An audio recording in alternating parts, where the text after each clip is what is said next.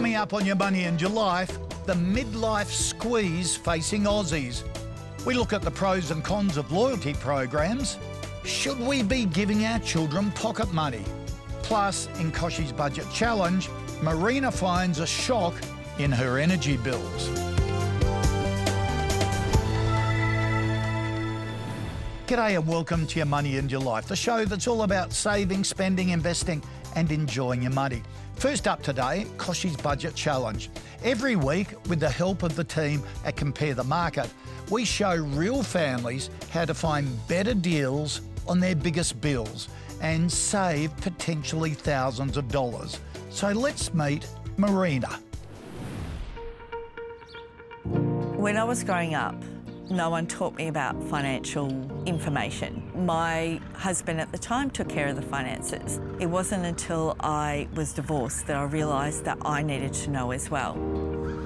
Hi, my name is Marina and I live in Melbourne with my husband, 8-year-old daughter and a 21-year-old son. My aim is to become financially independent, as well as teaching my son and my daughter about financial independence.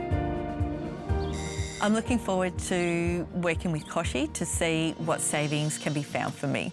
Rita, thanks for having us as part of the budget challenge. How good a budgeter are you? I like to think I'm good, but I know deep down I'm not.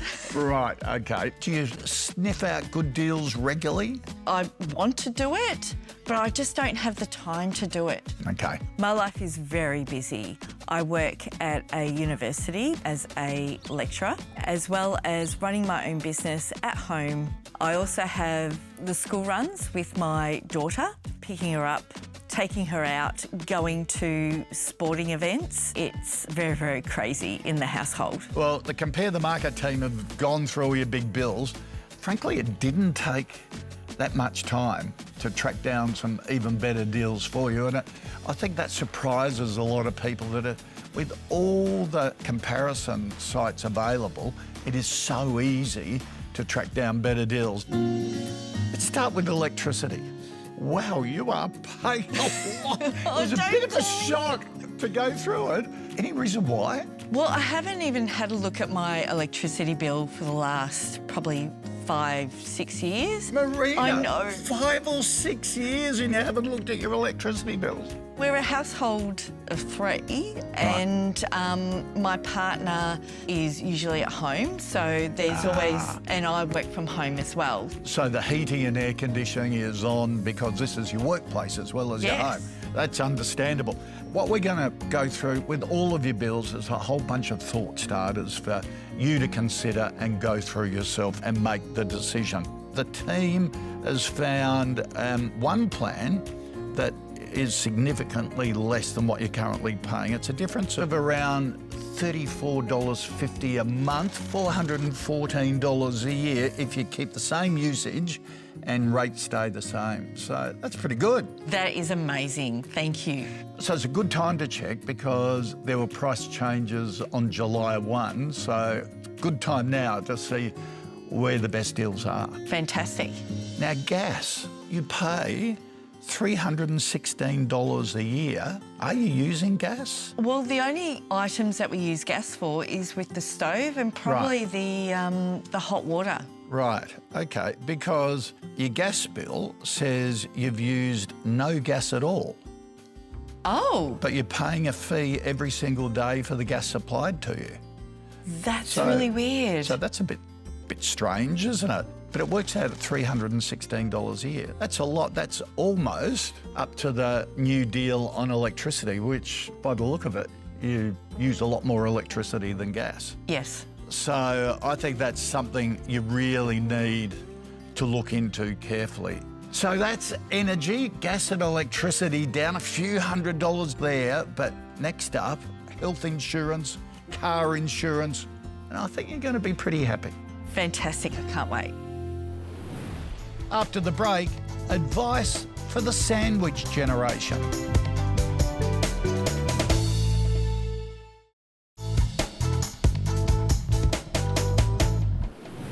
Welcome back to Your Money and Your Life. Well, if you've hit midlife with your children still at home, as well as caring for your ageing or sick parents, then you've become part of the sandwich generation. The number of Aussies doing this while also maintaining a paid job is on the increase. And according to the Bureau of Statistics, it's mostly women. Sandwich carers are carrying out informal, unpaid care at the cost of their own careers and savings, and many are secretly burning out. So, how can you better manage this stage of life without sacrificing your financial future? For more, I'm joined by financial coach and old mate of the program, Betsy Westcott. Betsy, good to see you. Good to see you. Why are more Aussies finding themselves in this situation? Well, thanks to advances in medical healthcare, Aussies are living longer, but often with more complex health needs. And then on the other end of the spectrum, our children are staying at home with us longer because of those cost of living challenges that they face. And so that means that we are often sandwiched, and let me tell you, this sandwich is anything but tasty, sandwiched between elderly parents, younger kids, and that comes at a cost. It comes at a cost of your emotional well-being, sometimes your physical, social, but also financial, because the impact of this is significant. Research suggests about $10,000 a year it costs you to provide this care, as well as about 1,300 hours of extra work. Wow. We've only got the same hours in the day, so you've got to pull it from somewhere. And that often means that people have to work less. That impacts the income coming through the door, meaning that there's less money to save and invest and put toward their own financial future and security. So, Betsy, what are some services that people can get support from? Well, if you're a carer, I would be getting up to speed on payments, allowances, tax deductions that you might be eligible for. So I would be checking out Carer Gateway, My Aged Care and Services Australia to find out what support, resources and potentially some payments can be available to support you. What about approaching the boss, your own workplace, and getting some flexibility there? How important is that? Most of these carers won't identify themselves as carers and might often have a little bit of fear about putting their hand up and saying, I need a little bit of extra help because of my family life. So the best approach is to create a workplace that really supports carers so that they can get what they need without having to raise their voice. So first of all, can you offer flexible working arrangements around maybe earlier starts or finishes, maybe split shifts? Can you offer arrangements where people can job share or work a condensed working week to just give them a little bit more time and space to attend to those caring responsibilities? And then making sure people know what resources, what carers leave is available, and really creating that supportive, open culture that makes people feel like they can juggle both home and work.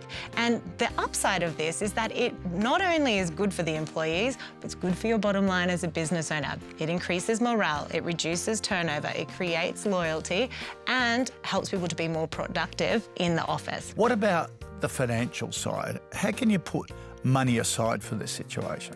It's always good to have a plan, but often with these things, you can't anticipate them. So it's about addressing them as challenges come up and having really open conversations as a family and ongoing conversations as things change. So things that I would be discussing is the basics, like what's the income available? What are the expenses that we need to be taking care of across the whole family dynamic?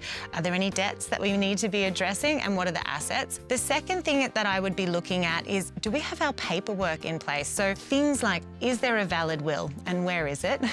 Secondly, do we have powers of attorney if someone loses their capacity? What are the advanced health directives, guardianship and those sorts of things? And really making sure that is well understood, as well as, again, looking at those resources with places like Services Australia, having an aged care plan in place to make the decision-making so much easier and less stressful in those times of crisis or change. Okay, as someone who's gone through this, do you talk to both ends of the generation, adult kids at home?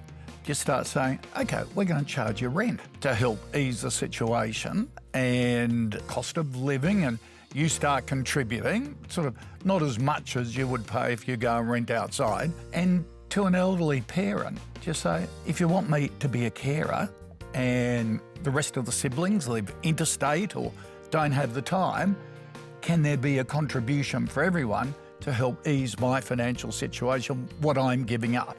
I think that's very reasonable. Taboo subjects, aren't they? They are, and they're not easy conversations, but they're essential conversations. So with the kids, don't think that you are doing them any harm by having a money conversation. Some research came out today saying that around 50% of households don't talk to their children about money, and what you're doing is you are hindering them from having their own financial well-being. So have very real open conversations, and in doing so, you're going to equip them with the skills and the confidence to not only survive, but thrive financially when they eventually do move out of home. Yeah, which hopefully they do one day.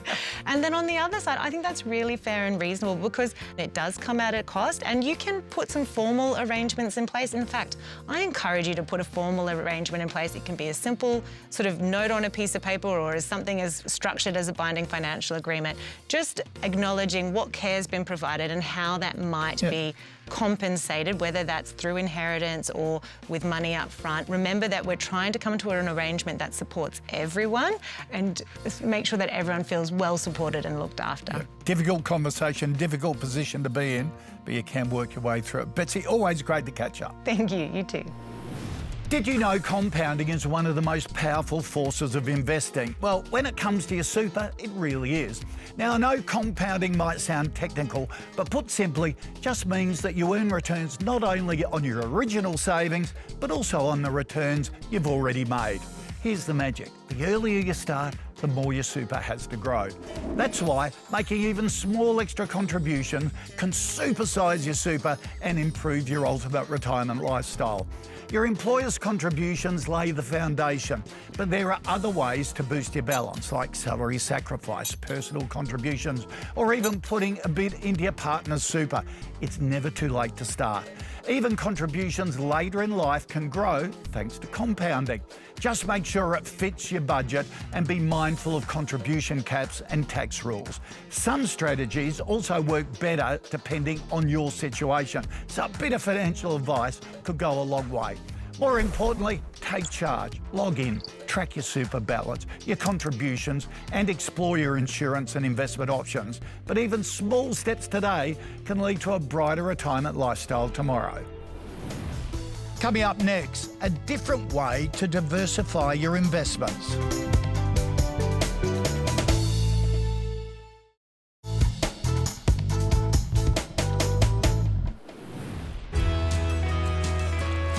Look, over the many years I've been investing, the one big thing I've learned is you don't put all your eggs in the one basket. And there are so many different alternatives to diversify your investments for success. I'm having coffee with Russell Pillemer, Chief Executive and co-founder of ASX-listed investment firm Pengana Capital Group, the company behind Australia's latest term account product, Term Plus, to find out his approach. Russell, thanks for joining us. Tell us about diversification and how important that is and what you've learnt about it. Yeah, so diversification is absolutely key, as everybody knows, to portfolios. But really, investors need to think about the details of diversification. All fund managers go through good and bad periods. And the only way to effectively protect yourself against this type of volatility is to have diversification. So a lot of people diversify under shares and fall in love with that as an asset class and don't look outside. You've developed funds in private credit. First of all, what is private credit? In general, the market refers to private credit as any lending that's done outside the banking sector. So when we talk about private credit in a global context, we're talking about lending to corporates. So if you think about it from a diversification perspective, if you have exposure to Australian private credit, you really have got an underlying exposure to property, whereas in the offshore context, you're exposed to a multitude of many different companies with different dynamics, so you get genuine diversification. It is a great way to diversify because for a lot of income investors, there aren't too many options available, are there? The crazy thing for investors today is that in order to make returns, you need to take on a fair amount of risk. So going into equities over the long term can be fantastic, but they're very, very volatile. And we've seen, example in recent markets. Bond portfolios are also very volatile. With changes of rates, etc. And private credit gives you more stability. Private credit doesn't have that correlation with listed equities like bonds do. So how can everyday investors put money into private credit? We have a product called Term Plus, which enables everyday investors to get invested in this great asset class in a highly diversified way. So investors are able to invest in a 1, 2 or 5 year account, generates really attractive returns, and these returns are variable rate returns in that they earn for investors a margin above the RBA cash rate. That margin is really attractive for investors, and also because this is such a highly diversified portfolio invested into essentially loans with billion-dollar type companies, there's a high degree of risk control or downside protection involved in this portfolio. So it's really this nice mix of, good high single-digit returns, some lower risk, and certainty that investors are invested for a period of time. So if investors are looking for a steady monthly income generating product, Term Plus is a great alternative. Just finally, you've worked overseas, you've worked at the big end of town, you're now running a really successful investment fund manager. What's the best bit of investment advice that you ever received? The best bit of advice is probably a simple piece of advice, and that's invest with fund managers who've got skin in the game. So fund managers who are either investing alongside you or providing you with some type of protection in your portfolios. Yeah. So they'll win when you win and they'll lose when you lose. It's simple, but it's very, very effective. Great advice. Russell, good to catch up. Thanks for having me. Still to come on Your Money and Your Life, which loyalty programs give you the best bang for your buck?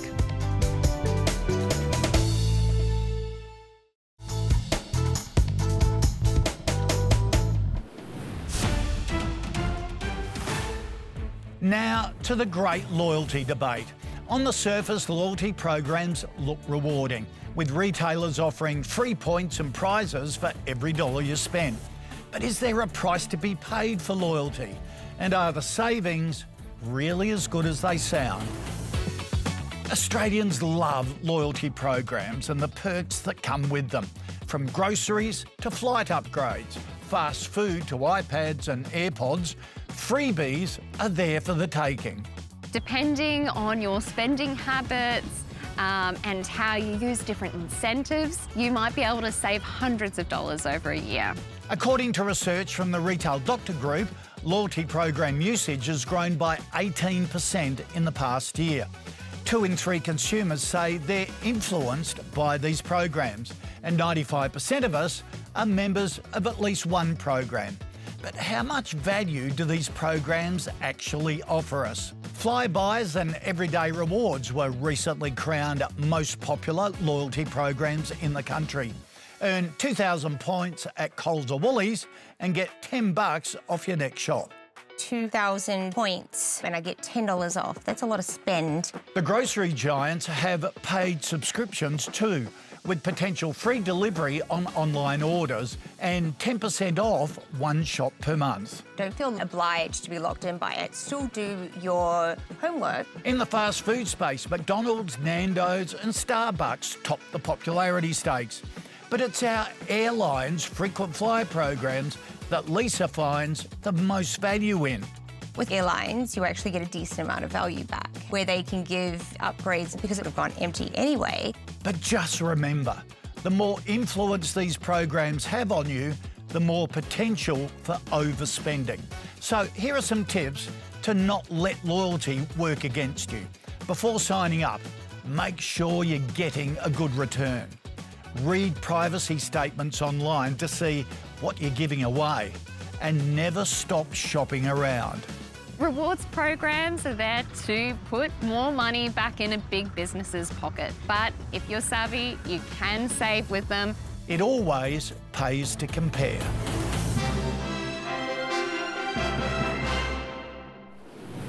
In this week's Word on the Street, we asked whether you should give your children pocket money and your reasons why.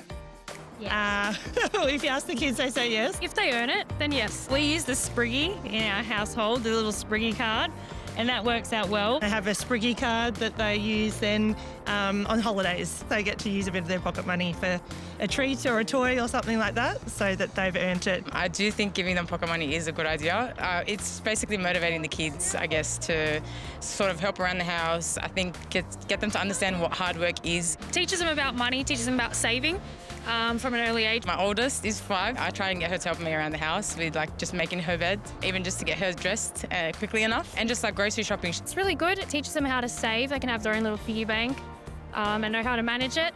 And it teaches them the value a lot more. When they want that toy and they've got about 4 weeks of saving to do, then they're learning from an early age. I think that's a really important skill. Good life skills, so then when they're old enough they can get a job and you can pay for me to get something for a change, rather than me paying for everything. That's it for today. I hope you've enjoyed this episode of Your Money and Your Life. For all the latest money and investment news that you need to know, go to ymyl.com.au, and while you're there, hey, subscribe to my free email newsletter, which is delivered to your inbox every Friday. Thanks for joining us. Next week on Your Money and Your Life, property hotspots, the next suburbs tipped to boom. Why do insurance premiums go up when your car depreciates? The true cost of subscription and streaming services. Plus, in Kochie's Budget Challenge, Marina's health insurance needs a rethink.